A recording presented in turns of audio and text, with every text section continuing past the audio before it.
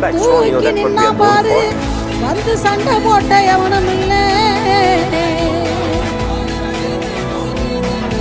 தூக்கி நின்னா பாரு வந்து சண்டை போட்ட எவனும் இல்லை.